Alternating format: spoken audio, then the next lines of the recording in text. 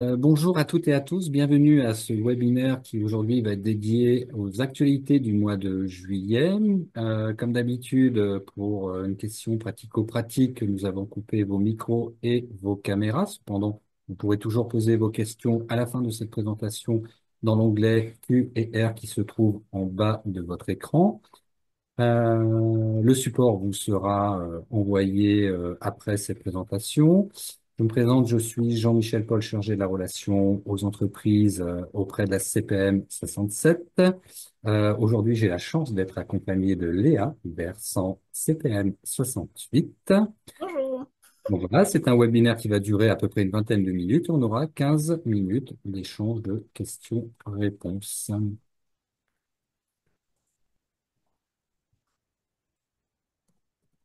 Donc au sommaire, nous allons vous parler du CERFA sécurisé papier pour contrer les faux arrêts que certaines personnes se procurent via des sites Internet. Qui dit vacances dit éventuellement arrêt de travail prescrit à l'étranger, donc reconnu ou pas par la CPM, on verra ça dans quelques instants. En quelques mots, nous parlerons d'un départ en congé pour une mission ou un détachement, puis comment reconnaître un mail frauduleux à l'effigie de la CARSAT et l'attitude à adopter. Dans l'esprit départ en vacances, nous verrons rapidement l'application Carte Vitale, la carte européenne, Mon espace santé. On verra que ça peut être utile lorsqu'on est en vacances. Et puis avant de terminer, on fera un focus sur la prévention et sur aider les fumeurs à arrêter le tabac.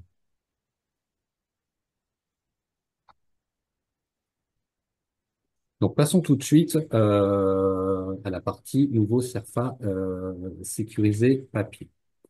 Donc, on sait que, enfin, vous savez, ou peut-être pas, mais depuis le 1er juillet 2025, donc depuis mardi de cette semaine, un décret impose donc aux prescripteurs d'utiliser obligatoirement un formulaire SARFA sécurisé, donc pour tous les arrêts de travail présentés sous format papier. C'est un décret qui, lui, va renforcer la sécurité des arrêts de travail.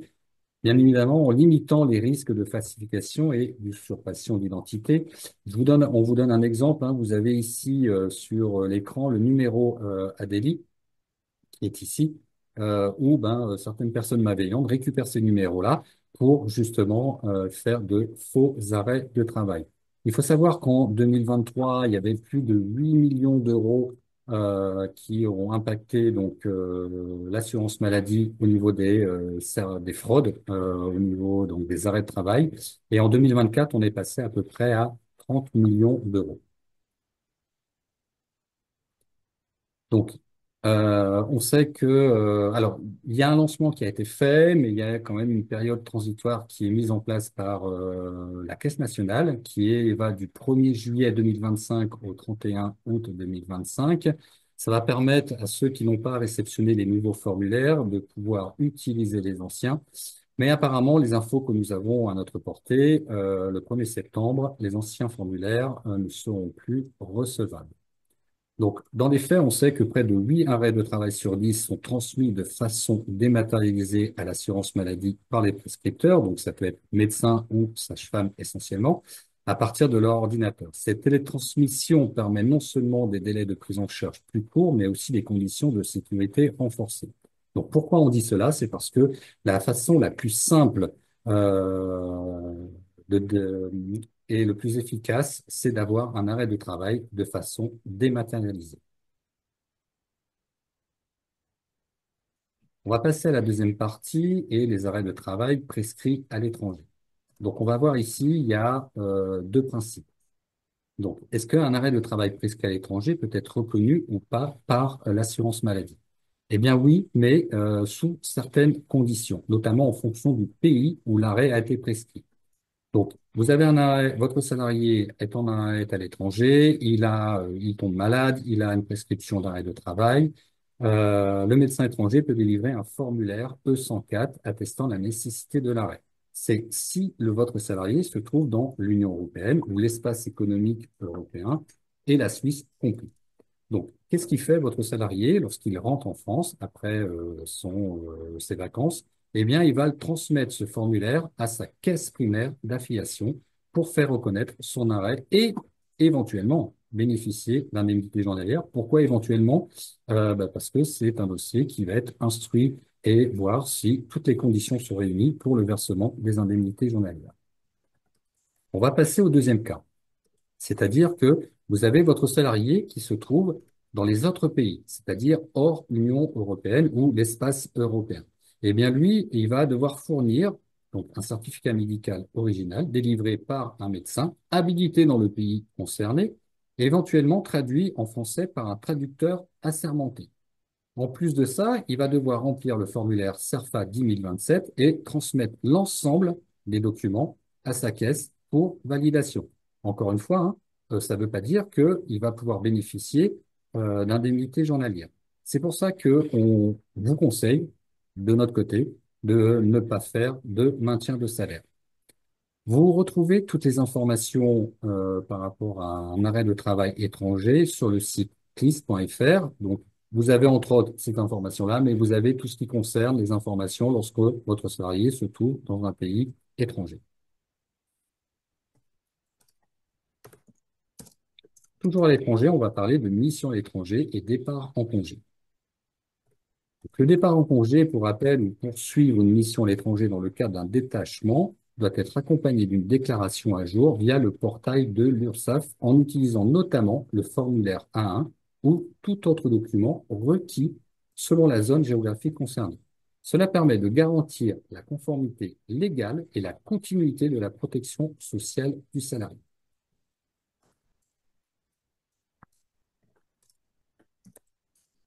Donc, la procédure en cas de départ en congé, donc, petit rappel, c'est de vérifier la situation du détachement, c'est-à-dire que vous, en tant qu'employeur, vous devez vous assurer que la déclaration de détachement est à jour et que toutes les formalités administratives sont respectées via le portail de l'URSSAF. Pour les rappels de mission, si votre salarié doit revenir ou continuer sa mission à l'étranger, vous devez mettre à jour ou renouveler la déclaration de détachement en utilisant le portail en ligne, toujours sur le site de l'URSSAF. Donc, la gestion du portail de l'URSSAF, c'est une plateforme qui permet de suivre et de déclarer les détachements, de télécharger les attestations nécessaires et de vous assurer que toutes les obligations sociales soient respectées.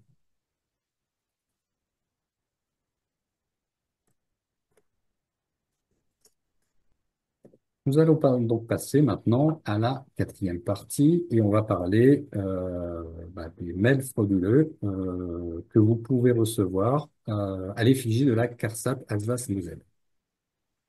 Donc, en fait, quand vous vous connectez sur le site CARSAT Alsace-Moselle, vous avez tout de suite un pop-up que vous voyez à l'écran et qui vous alerte sur une tentative de fraude en cours.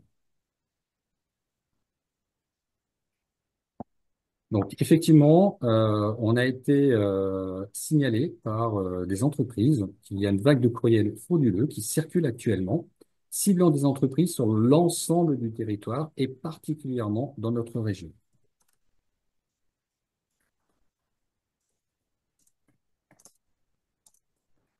Donc, ces messages, usurpant l'identité des CARSAT, ont pour but d'obtenir divers types de données sensibles des entreprises ciblées, dont des données bancaires. Donc, comme j'ai dit, hein, des entreprises nous ont signalé des réceptions de courriels frauduleux prétendus provenir d'une CARSAT. Ces messages demandent la transmission de documents confidentiels tels que relevé d'identité bancaire, une pièce d'identité et une attestation URSSAF. Donc, en Alsace-Moselle, ces mails annoncent un audit à distance en demandant l'envoi de documents sensibles à l'adresse nominative suivante, c'est-à-dire sophie.morel@carsat.org.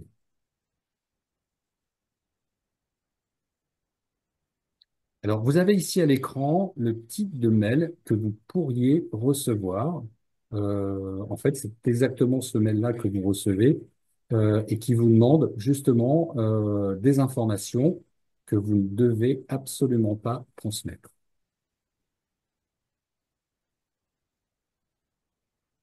Donc, quelles sont les actions mises en place? Eh bien, déjà, le service prévention des risques professionnels a d'ores et déjà pris des mesures pour alerter les partenaires et entreprises. Comme on l'a vu tout à l'heure, hein, vous avez, dès que vous vous connectez sur le site de la CARSAT Alsace-Moselle, vous avez tout de suite un pop-up qui vous rend attentif sur cette action frauduleuse.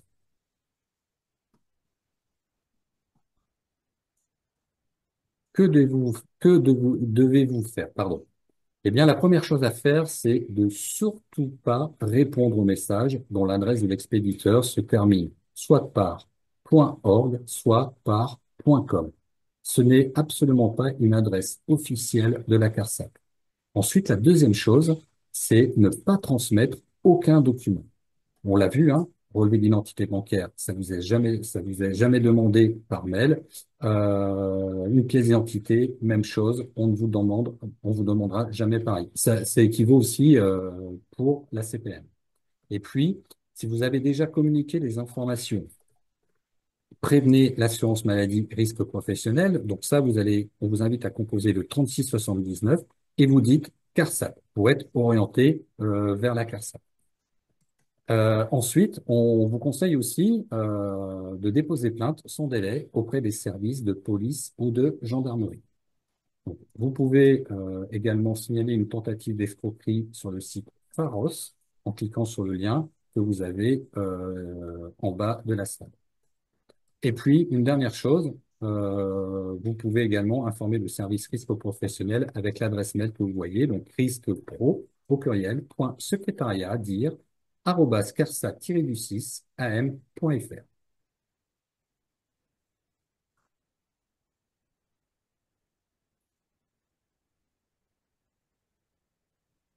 Alors, nous arrivons à la partie brève. On va voir effectivement quelques petits rappels puisque c'est la période estivale et donc les vacances approchent ou sont peut-être déjà en cours. Donc, un petit rappel sur l'appli Carte Vitale. Il faut savoir que c'est une application qui est téléchargeable, qui peut être sur smartphone ou iPhone. Alors, cette appli Carte Vitale, ça permet, en cas d'oubli de la carte vitale physique, de pouvoir quand même aller chez son médecin et de présenter soit par un QR code la carte vitale en dématérialisé, ce qui évite que le médecin vous donne une feuille de soins. Il faut savoir qu'aujourd'hui, une feuille de soins pour être remboursée, ça met entre 4 et 6 mois. Je pense que tu peux confirmer, Léa. Mais ça doit être à peu près ça. Les délais de prise en charge entre 4 et 6 mois, c'est des délais assez longs.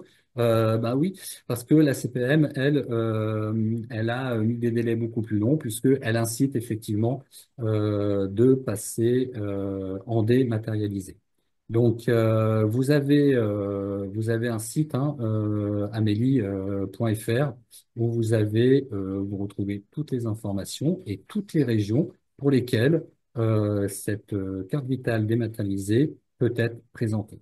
Donc ça permet effectivement d'éviter un oubli, parce que effectivement, on change de sac, ou alors on prend la deuxième voiture, et puis voilà, on est dans le stress, on a rendez-vous chez son médecin, et on oublie cette carte vitale. Donc voilà, l'appli carte vitale permet comment dire, d'avoir la carte vitale toujours sur soi. Mon espace santé. Alors, mon espace santé, on en a déjà parlé quelques fois précédemment. Donc, imaginons que vous êtes en vacances dans le sud. Bien évidemment, vous n'avez pas votre carnet de santé dans les bagages parce que c'est pas à ça qu'on pense quand on fait ses valises. Mais malheureusement, donc vous êtes dans le sud et vous tombez malade et vous avez des allergies ou vous avez des résultats d'analyse. Eh bien, si vous avez téléchargé l'application Mon Espace Santé, vous pouvez donner au médecin que vous consultez, donc dans une autre région, l'accès à votre espace santé. C'est ce qui permet à ce médecin de pouvoir consulter les documents de santé, donc, ça peut être des ordonnances, la prise de médicaments, les allergies éventuelles, comme je l'ai cité précédemment. Donc, voilà. Partagez avec ce professionnel de santé vos antécédents médicaux pour que, effectivement, il puisse émettre un diagnostic le plus juste avec tous les éléments en sa possession. Il faut savoir que pour les enfants, vous pouvez activer mon espace santé pour suivre leur santé également.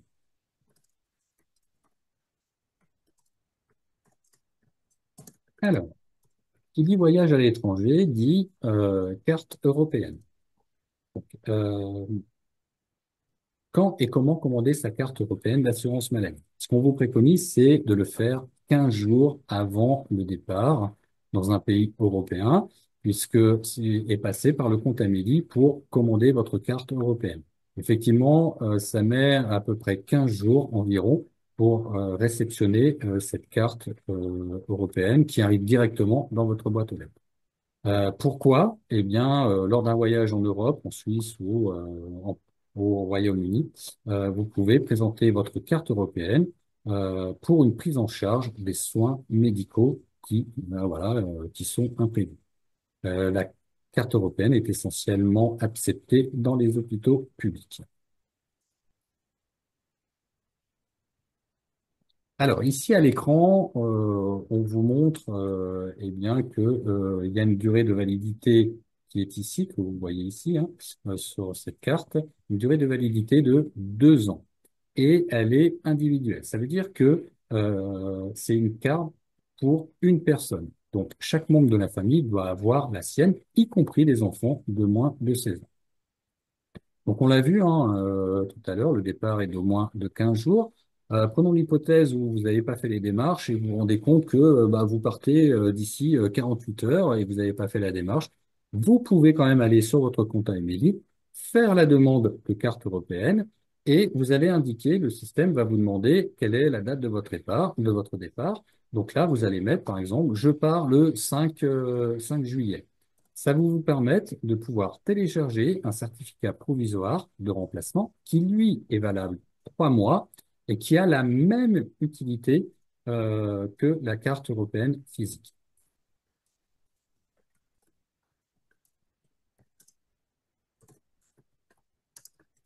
Alors, qui rappelle concernant les vaccinations, surtout si vous voyagez à l'étranger. Donc, pour préparer votre voyage sereinement, il vaut mieux vous renseigner dès que vous connaissez votre destination sur l'état sanitaire de la région visitée. Vous avez donc 2 sites, ministère de la Santé et de la Prévention et le ministère des Affaires étrangères. Donc, c'est 2 sites qui vous permettent d'avoir des recommandations et des obligations vaccinales qui sont d'ailleurs mises à jour chaque année pour tenir compte des évolutions épidémiques. Donc, ça peut être consulté sur les 2 sites que vous voyez à l'écran. Vous pouvez aussi, en même temps, préparer votre voyage, et ça, vous le faites en prenant rendez-vous chez votre médecin traitant, plusieurs semaines avant de partir, qui, lui, va pouvoir établir donc un plan de vaccination adapté à votre âge et à votre état de santé.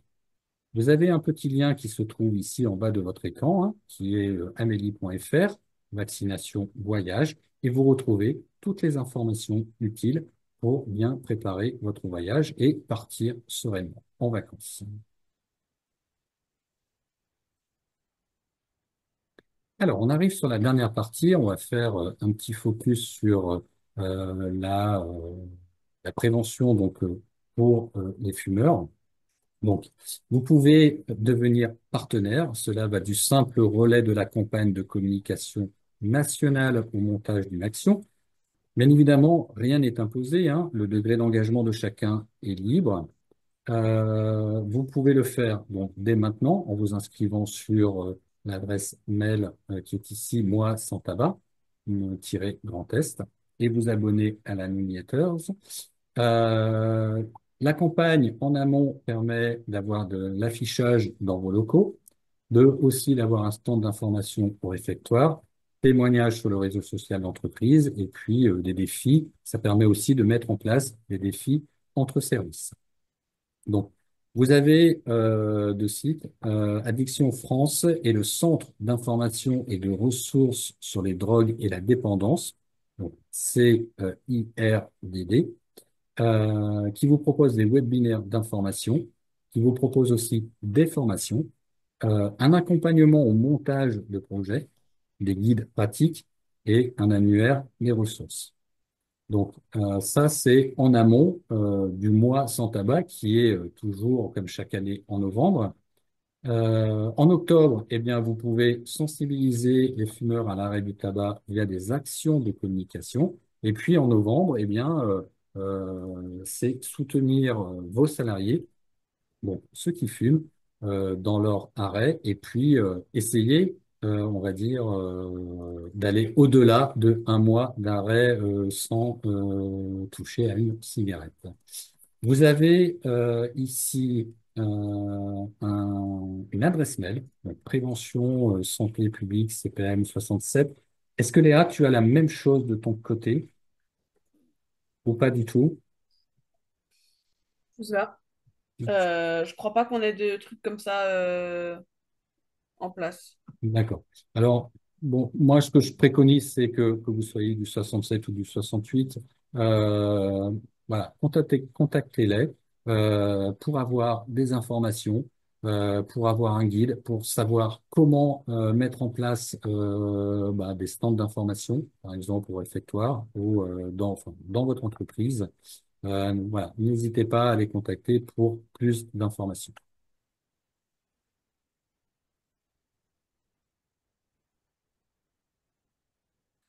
Bon, je prends le relais parce qu'il y a plein de questions. Le problème, c'est qu'on est un peu poings et pieds liés, je sais plus si c'est ça l'expression, mais sur le CERFA sécurisé, on n'a malheureusement pas tant de billes que ça, et surtout pas trop encore la possibilité de communiquer. Bon, référez-vous à ce que vous avez pu entendre à la radio, aux infos, tout ça, tout ça. Ceci dit, sur le moindre doute, parce que ça revient souvent dans les questions, là, ça ne change pas, que ce soit les nouveaux CERFA ou les anciens CERFA.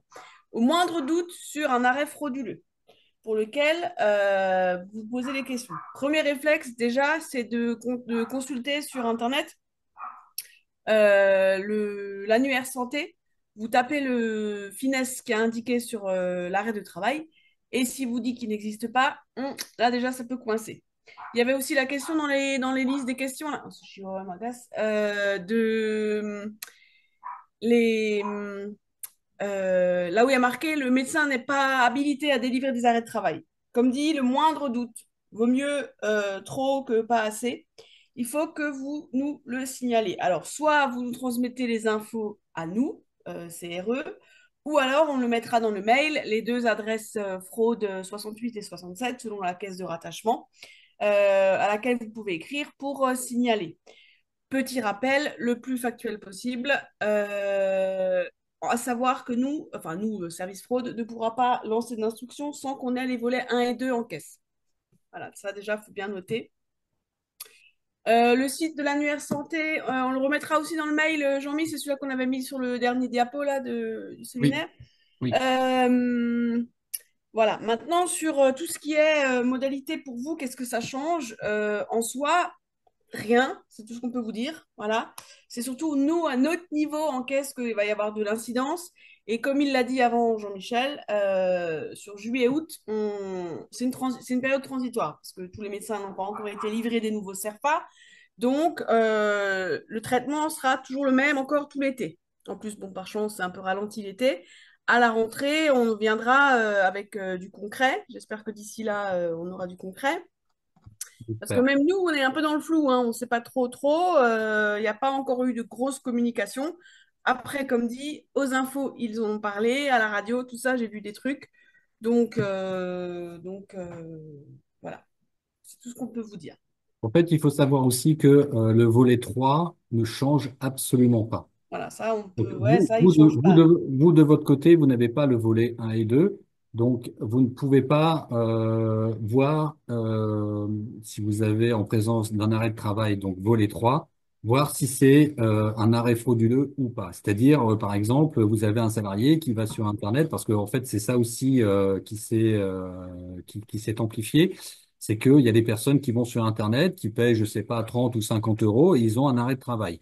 Donc, on sait pertinemment qu'aller sur Internet pour avoir un arrêt de travail, on sait que c'est un arrêt frauduleux. Donc, le volet 3, lui, il change et il va pas changer, il changera absolument pas. De votre côté, vous pouvez pas donc le détecter. Mais si effectivement, comme l'a dit Léa, vous tapez sur annuaire santé avec le numéro du praticien, numéro ADELI du praticien, et que vous voyez que, par exemple, un dentiste va mettre un arrêt de travail, ou je sais pas, quelqu'un qui n'a pas l'habitude de mettre un arrêt de travail, ou le numéro ADELI ne correspond pas avec le nom qui est indiqué sur le volet 3, forcément là, ça doit vous interpeller.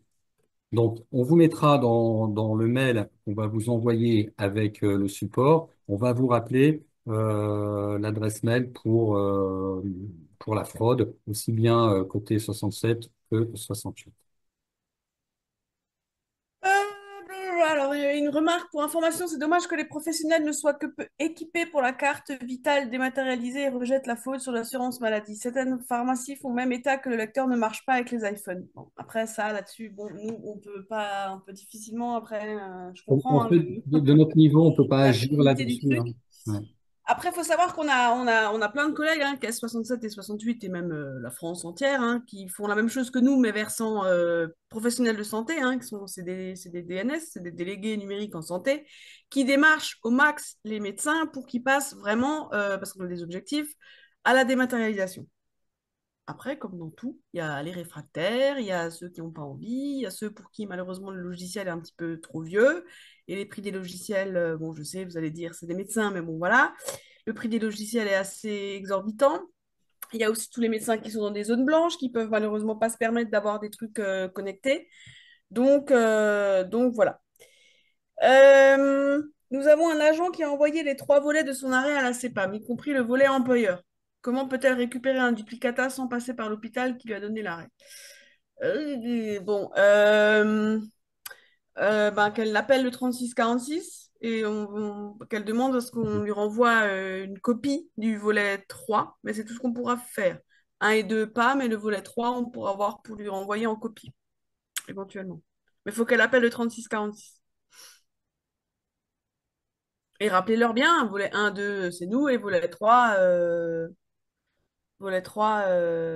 c'est vous, quoi. Et non, photo, scan, tout ça, on oublie. Pour l'instant, on n'a pas trop d'infos, mais en tout cas, dans l'Alsace, il y avait marqué l'info, photo, scan, c'est no way. On ne prend pas.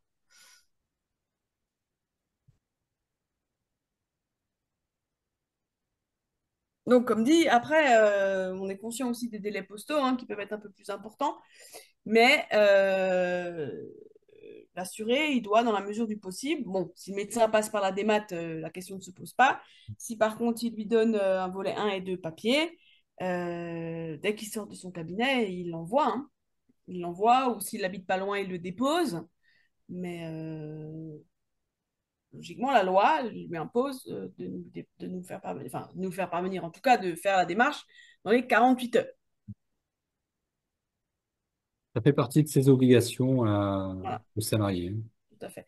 Et non, on peut utiliser dans un premier temps la photo du volet. Alors, la photo du volet 3 uniquement, ça c'est OK. Ça pour vous, s'il veut vous envoyer plutôt parce qu'il ne peut pas se rendre en entreprise dans l'immédiat, vous faire parvenir une copie ou un scan du volet 3, il n'y a aucun problème. Ça, c'est le volet 3. Mais le volet 1 et 2, non. De toute façon, on reçoit souvent des arrêts de travail, que ce soit le nouveau ou l'ancien formulaire, hein, peu importe, hein, mais par le compte entreprise. Alors, je sais bien que ça peut paraître plus rapide dans le sens où hop, ça débloque une situation parce que l'assuré, il met un peu de temps à nous envoyer les volets 1 et 2 de ses arrêts de travail. On ne les prendra pas. Par le compte entreprise, on ne les prendra pas parce que médicalement parlant, On n'a pas le droit. les volets 1 et 2 il y a la pathologie. Et nous, service administratif, on n'a pas à prendre connaissance de cette information. Et le problème, c'est que quand vous nous l'envoyez comme ça par le compte entreprise, il n'y a pas le cash chez nous qui planque cette partie médicale. Et du coup, on est déjà un petit peu hors la loi, même vous. Donc, du coup, il ne faut plus nous envoyer les arrêts de travail 1 et 2 que l'assuré vous a transmis ou peu importe par le compte entreprise. Et puis, de toute façon, comme ce sera une photo, un scan, ça passera plus. Donc, voilà. C'est tout ce qu'on peut vous dire aujourd'hui. Déjà là, on vous dit déjà trop par rapport à ce qu'on a le droit de vous dire et ce qu'on peut vous dire, mais voilà. Si le médecin prescrit que des arrêts que par papier, ben, c'est que c'est un vieux réfractaire ou je sais pas. Après, on est à peu près sur 67-68, je crois, 75% ou 73% de dématérialisation des arrêts de travail, des certificats médicaux en ATMP aussi. Oui, Même vous. on fait un vrai travail de là-dessus, hein. Nos Oui, collègues oui. qui sont en charge des professionnels de santé font un gros travail là-dessus pour effectivement les inciter à faire de la dématérialisation, ce qui simplifie énormément les choses, de votre côté, de notre côté, et aussi pour le salarié, parce que le volet 1 et 2 nous arrivent en très peu de temps. Donc, il n'y a pas besoin de passer par la caisse pour déposer le volet 1 et 2. Euh, le salarié, s'il oublie, ben voilà, il a plus à oublier puisque ça nous est envoyé directement. Il n'a que le volet 3 qui lui est transmis par son médecin qui doit vous être présenté à vous en tant qu'employeur ou à France Travail. Tout dépend dans quelle situation la personne se trouve. Mais c'est vrai que la dématérialisation est la solution la plus simple et efficace et sécurisée lorsque nous avons un arrêt de travail.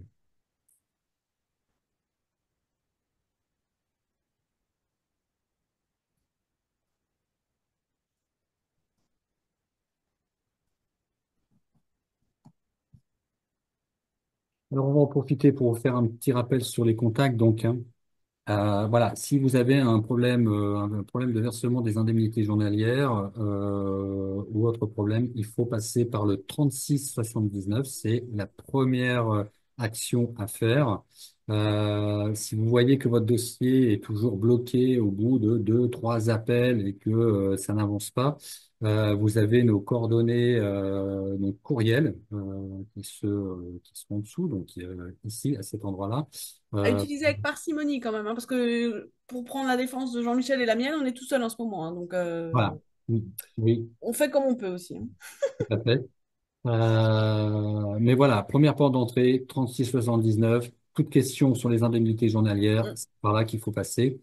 On vous rappelle aussi que vous avez une base de connaissances hein, à vous inscrire et à consulter. Vous avez une mine d'informations qui vous est utile. Sur Puis, l'utilisation de NetE, hein, pas la réglementation, hein. Mais plus, ouais, téléservice net entreprise. C'est voilà. super bien ficelé. La chaîne YouTube CPM du Barin, quel que soit l'endroit où vous êtes situé, vous pouvez consulter cette chaîne. Hein, vous avez, voilà, 68, 67, c'est pareil. Cet Vous été avez, à Phuket, sur votre plage Transat, vous pourrez regarder nos replays. voilà, c'est ça. Ensuite, Net Entreprise, pour tout ce qui est question de problématiques avec Net Entreprise, c'est-à-dire hors de nos téléservices. Ce qu'on entend par téléservice, par exemple, si vous avez un problème avec l'IDAT, bien évidemment, ça c'est notre sort. Tout ce qui est hors téléservice de l'assurance maladie, il faut que vous contactez Net Entreprise.